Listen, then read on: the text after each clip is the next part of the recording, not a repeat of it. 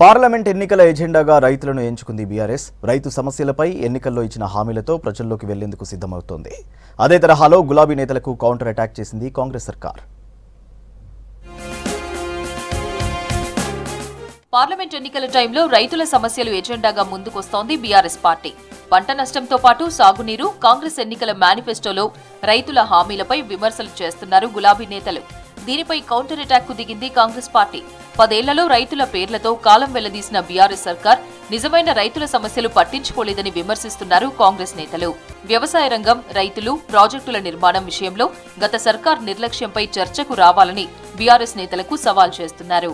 అదే కాళేశ్వరానికి సంబంధించి మేడిగడ్డ నుంచి మీరు నిజంగానే నీళ్లు ఎత్తిపోసి ఉంటే అవన్నీ ఈ యొక్క నిర్వాకం జరగపోయి ఉంటే ఈరోజు ఈ కాళేశ్వరం కింద ఉన్నటువంటి సుమారుగా 5 జిల్లాలకు సంబంధించి ఈ యొక్క సాగునీటి కష్టాలు ఉండేది కాదు. అంటే మీరు సరి అయినటువంటి నిర్వహణ చేయకుండా ఎవరి ఫోన్ ట్యాప్ చేయాలి, ఏ భూములు కబ్జా చేయాలి, ఎక్కడ ఏ విధంగా దోపిడీ చేయాలి, ఎట్లా లిక్కర్లు సంపాదించాలి, మీ ధ్యాస అంతా దానిమే ఉన్నది.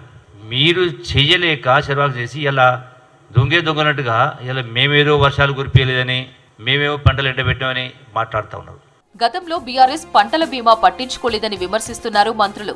కాంగ్రెస్ అధికారంలోకి రాగానే రైతుల సంక్షేమం, క్రాప్ ఇన్సూరెన్స్ అమలుకు నిర్ణయం తీసుకున్నామన్నారు.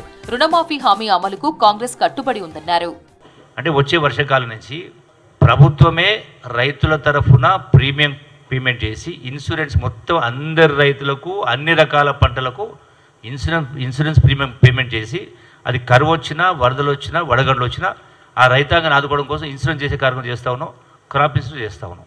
మరి మీరు చెప్పేది మాట్లాడేది రైతుల పక్షపాతిగా గత ప్రభుత్వం ఉన్నట్టయితే అలా హరీష్ రావు అయినా ఇంకోరైనా కేసీఆర్ ఉంటే రైతాంగం పంట నష్టమైన సందర్భాలు 10 సంవత్సరాలు నాకు తెలిసి సుమారుగా 4-5 సంవత్సరాలు ఆ పరిస్థితి ఉండేది. మరి ఒక్కరోజైనా మీరు రైతాంగానికి పంట నష్టం ఇచ్చినరా? అది మీరు 10 సంవత్సరాలు చేయలే, ఏ రోజు పంట నష్టం ఇవ్వలే. ఇలా ఏదో మోసానికి ఎత్తుకున్నట్టుగా ఉంది, సామెత ఉంది. రైతుల విషయంలో బీఆర్ఎస్ నేతలు చేస్తున్న ప్రచారంపై ఎదురుదాడికి దిగారు కాంగ్రెస్ నేతలు.